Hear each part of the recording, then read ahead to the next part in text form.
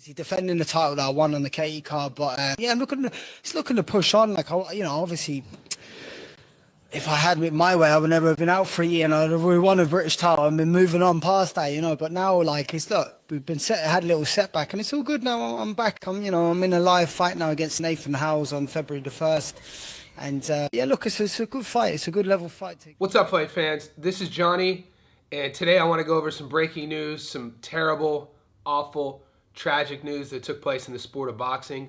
Galway fighter, Irish fighter, John Cooney has passed away after a weeks-long battle with a brain injury that he suffered to Welsh fighter Nathan Howells. So guys, out of respect for the family, respect for both fighters, I'm not going to show any highlights of that fight that took place.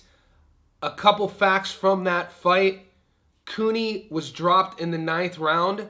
The fight was stopped. He then gets rushed to the hospital and fought for his life in that hospital for a week, where he later succumbed to his injuries. It further begs the question, multiple questions, about our favorite sport of boxing.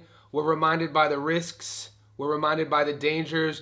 We often see the champions and the golden belts and the cars and the money from our favorite superstars. But every now and then we're reminded and humbled that boxing is not a game. Boxing should be taken with the utmost respect and revelry. All fighters should be respected. It's why I do my part, and I'm so adamant about talking down to the haters, talking down to the clickbait websites and the news outlets who jump on bandwagons of either the champions or fighters who lose. At any given moment, tragedy could strike. John Cooney, the young Irish boxer who has died after a title fight in Belfast, has been described by the former world champion Barry McEwen as a lovely, sweet kid whose life was snapped away. As a condolence book was opened at Belfast's Ulster Hall, his manager Mark Dunlap said the death was a complete tragedy. McEwen told BBC Ulster it was terrifying that this could happen to a 28-year-old kid who was looking in the prime of his life. He was just a lovely, sweet kid, ambitious, determined, and driven.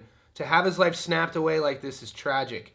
Cooney was from Galway, defending his Celtic Super Featherweight Championship title against Welsh fighter Nathan Howells on Saturday, Feb 1st, when he suffered an intracranial hemorrhage. The fight was stopped in the 9th round following a medical assessment. He was taken to Belfast Royal Victoria Hospital, where he died a week later. His promoters, MHD Promotions, announced his death on Saturday, saying it had caused a complete devastation that would take a lifetime to forget. Dunlap told the BBC that Cooney had a great character and a big future ahead of him when tragedy struck. As much as it is a dangerous sport, the fatalities are rare, but they are there, Dunlap said. Boxing is a dangerous sport. Every fighter knows the dangers, but like everything, no one knows it's going to come to their door, he added. It enhances more lives than it destroys or takes. One of John's sayings was, "Tomorrow is not promised," and he certainly lived for the day, so he deserves this attention. Cooney's death will renew questions about the dangers of boxing and repeated blows to the head taken by fighters. Colin Doherty, a consultant neurologist and head of the School of Medicine at Trinity College, Dublin, expressed concern about all sports, including rugby, in which players suffer head injuries, subconcussive and concussive blows.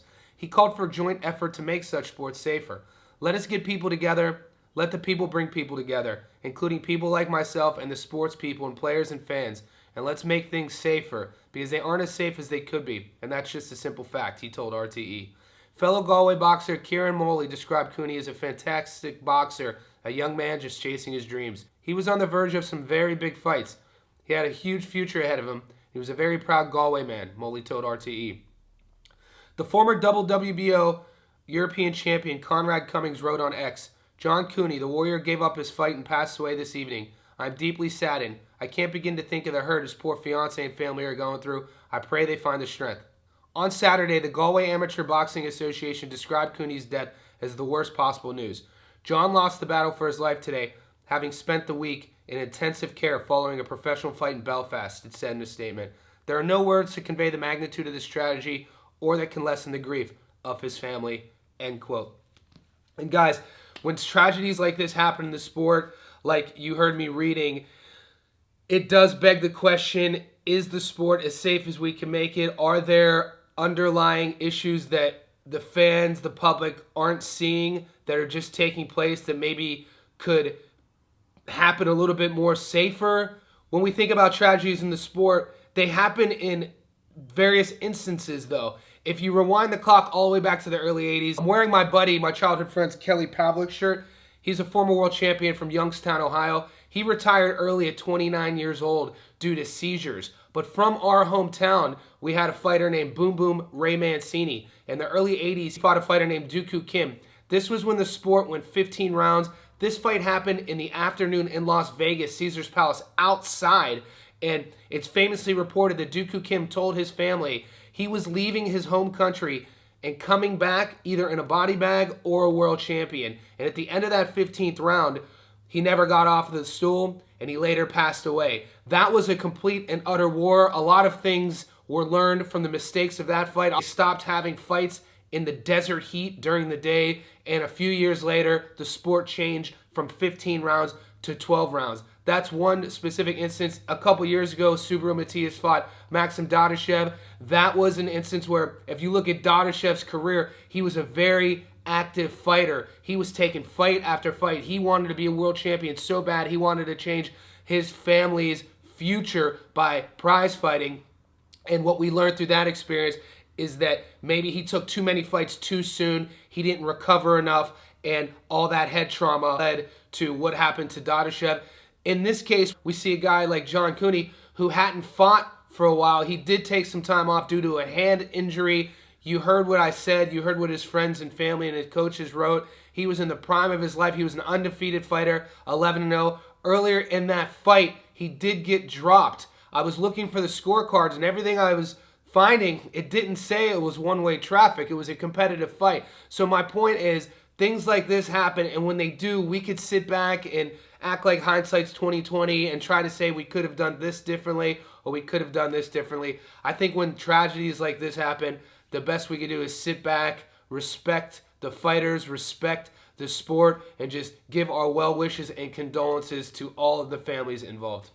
Now, some sad news to bring you from Belfast. Boxer John Cooney has died at the age of 28. Cooney has been in Royal Victoria Hospital since his defeat to Nathan Howells last Saturday night in a super featherweight contest.